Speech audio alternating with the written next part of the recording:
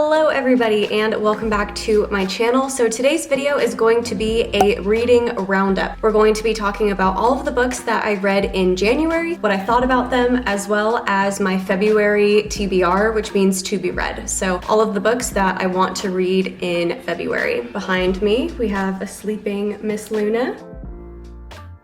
Do you want to come say hello? Say hi!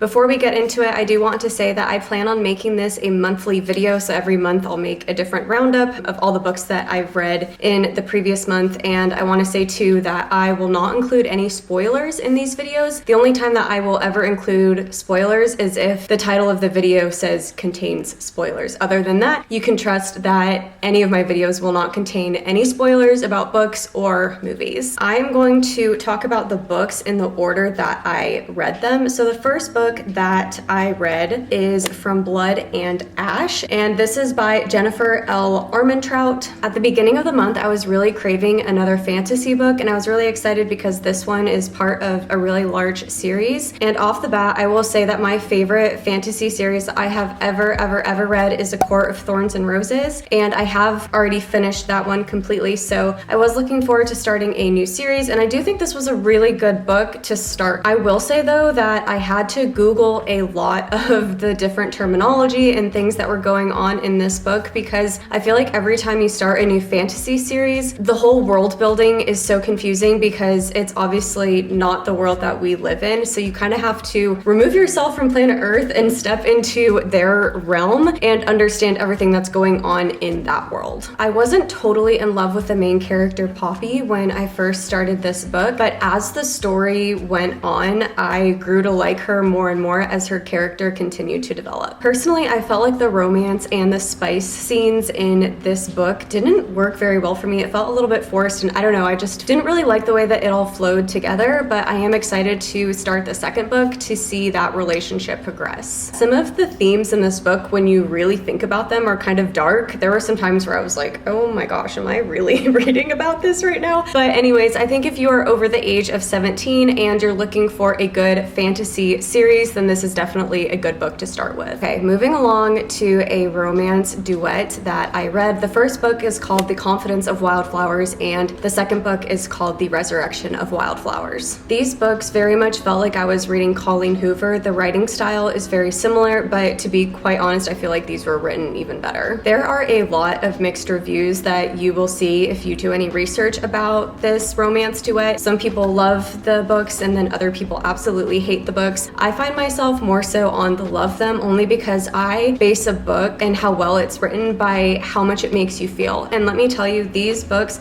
made me feel things that I am still thinking about to this day, weeks later. I'm still thinking about the characters, and I'm still thinking about just everything that went on in the book. The book follows Salem and Thayer, who are the two main characters. They are neighbors. This is an age gap romance relationship. There is a trigger warning at the beginning of both books, and I know that sounds weird to think of a trigger warning before reading a book, but in all honesty, you need to take that trigger warning seriously and make sure that you are in a good headspace to read these books. These are not feel-good romance books. I wanted to cry, scream, throw up while I was reading these, but that's why I rated them 5 stars, was because they actually made me feel things. The fact that you can read words on a page and it makes you feel real life emotion, and I don't know how to explain it, but they're incredible. These books not only have a beautiful love story to them, but they also deal with grief and childhood trauma and guilt and learning how to forgive yourself. And I think my favorite part of these books too was the message that you don't have to have your life completely figured out in order to have a good life. There were definitely parts of the duet though where I had to put the book down and come back to it later, just because that is how intense some of the scenes were. In my Goodreads review of the first book, I had mentioned that this was not a feel-good romance book. It's beautiful and tragic and raw, but to definitely follow the trigger warning in the beginning. And also, this book is absolutely only 18 plus. I think if you are under the age of 18, you should not read this book. The next book I read was called Rock, Paper, Scissors, and I'm not gonna lie, for some reason I felt some resistance to this book. Like, it was so popular and so many people loved it that I just didn't really want want to read it. I don't know, I didn't want to cave into the popularity, but I saw it and I was like, you know what, I really should give it a shot, and it sounded interesting. And let me tell you, this book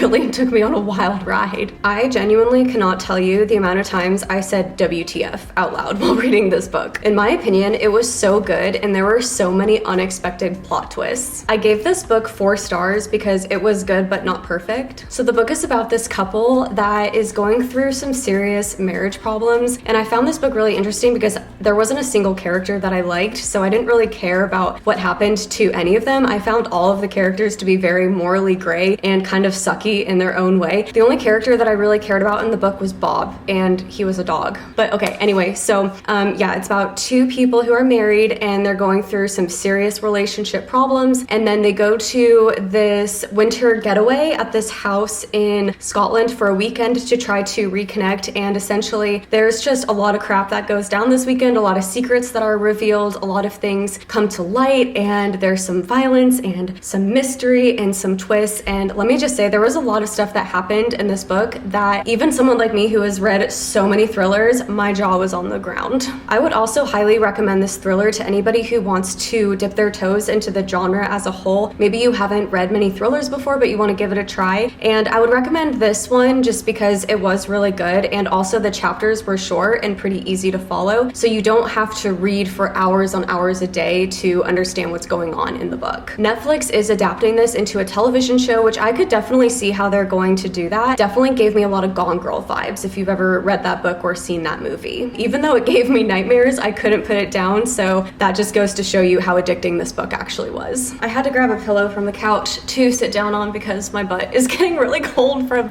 sitting on the floor. But okay, the next book I read was Love on the Brain by Ali Hazelwood. I really felt like I needed a palate cleanse and just like a happy feel-good book after I read the very emotional romance duet and then a thriller. And I'm gonna say this book was cute, but it was kind of a flop for me. I gave it 3 stars. I really liked the book, The Love Hypothesis, that Ali Hazelwood wrote, so when I saw this one in Target and I knew I wanted to read a romance, I just had to pick this one up. I feel like the best way that I can describe this book is by just saying that it's cute. It was a cute book, it was not very thought-provoking, which in a sense that's what I was kind of looking for. I don't know, for me, I just had a really hard time connecting with these characters. Also, I just want to say too that just because I didn't absolutely love this book doesn't mean that it's not the perfect book for you. We all have different tastes and there's nothing wrong with that. So Bee and Levi are the 2 main characters of the book. It was really interesting because they're both scientists for NASA, so that was something different to read about. Never read about anything like that before. Bee's character really frustrated me with her lack of confidence. And it's just hard because there's a lot of girls out there, myself included, especially like in my past, that don't have a lot of confidence. And so you want to see that represented in books, but also at the same time, you don't want to perpetuate the thoughts of not feeling confident, because she was second guessing herself on everything. And it was so obvious about the love interest that was just like smacking her in the face that she just like didn't see it. So yeah, this book just wasn't the one for me. Okay, after that book, I wanted to read another thriller, so technical errors. Okay, there we go. The next book I read was called Never Lie by FREIDA McFadden. I think that's how you say her name, and I devoured this one. It was a pretty short book. I read it in less than 24 hours, so it's definitely one that I would recommend if you are just starting reading or want to pick up a new psychological thriller book as a new genre for yourself, because the chapters were short and they all ended on cliffhangers, and so it definitely kept me intrigued. I did give this book 5 stars just because it was so much fun to read. Yeah, I explained it perfectly in my Goodreads review. I said, listen, this book was absolutely ridiculous, because it was, and beyond all realms of reality and something that could actually happen. Yes, it was crazy and so unrealistic, but that's what I loved about it. And that's what made it so fun to read, is because you never knew what was going to happen and the twists were insane. Also, the twist at the end of the book had me so surprised, because I definitely thought that I knew the direction that the twist was going in. I was like, there's no other way that it can be anything else, but boy, was I wrong. The twist was so good. What the book is actually about is newlyweds Trisha and Ethan are searching for the house of their dreams, but when they visit the remote manor that once belonged to Dr. Adrian Hale, psychiatrist who vanished without a trace 4 years earlier, a violent winter storm traps them at the estate, and with no chance to escape escape until the blizzard comes to an end. To keep her entertained until the snow goes away, Trisha happens upon a secret room, and one that contains audio transcripts from every single patient that Dr. Hale has ever interviewed. And basically, as she's reading these tapes, she's putting together the mystery of how Dr. Hale disappeared. So if you're looking for a quick read and a really fast-paced thriller, I would absolutely recommend this book. Okay, the final book that I read this month, and this one was my absolute favorite, is called Love and Other Words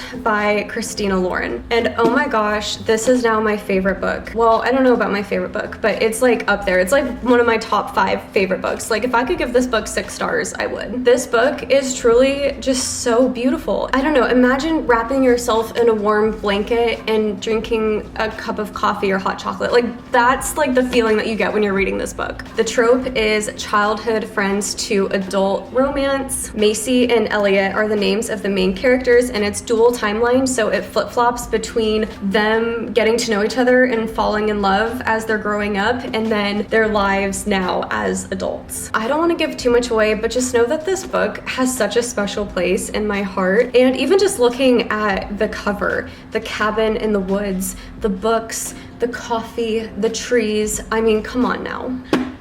If you read any of the books from the ones that I've had in this video so far, choose this one. Okay, so before I talk about the books that I want to read in February, I do want to let you guys know too that I filmed reading vlogs for most of these books that will go out later this month. So you'll be able to see my reactions while I'm actually reading these books and maybe more details about them. So stay tuned for that. Okay, so now let's talk about the books that I want to read in February. So right now I have a fantasy, a romance, a thriller, and 2 young adult books. The first book that I'm going to read is A Kingdom of Flesh and Fire. This is the second book to the From Blood and Ash series. What I kind of have planned for that series is to read 1 book from the series a month, especially because there are 2 more books to that series coming out later this year. I think 1 is in July and then 1 is in October. So I kind of feel like if I space that series out, it gives me just enough time to start missing the characters and want to get right back into it, as opposed to just reading the entire series back to back to back and then getting in a reading slump. And then for romance, Things We Hide from the Light by Lucy Score. That book is actually going to be released, I think, February 21st. And I'm really excited for this book because that is the sequel to Lucy Score's book, Things We Never Got Over. That one went totally viral and I actually really enjoyed it. So it's small town romance and I just think that will be really good. I also read the book By a Thread by Lucy Score and I really enjoyed that one as well. Okay, and then for a thriller, I want to read Dark Matter. I have heard so many insane things about this book. I have heard that it will absolutely blow your mind. It will make you question reality. So yeah, I'm really looking forward to reading that book. And then for young adult, I want to read The Midnight Library, which I have heard is another fantasy type book, but I've also heard that it's kind of sad and that there are some trigger warnings to it or that it deals with grief. I haven't done a lot of research about the book, but I've heard it's really good. And so I want to check that out. And then I also am very interested in reading the book Girl in Pieces. That's my plan right now. If I have the time, I will probably add some more books into my February TBR. But if you have read any of the books that I mentioned in today's video, whether it be one that I have already read or one that I'm going to read in February, let me know your thoughts about it in the comment section below. And also if you have any other recommendations, I'm always open to that as well. Thank you so much for watching this video. I hope that you're having a fabulous day. If you liked it, please give me a big thumbs up. And if you're new here, don't forget to subscribe because I would love to see you in my future videos, and I'll see you next time. Bye.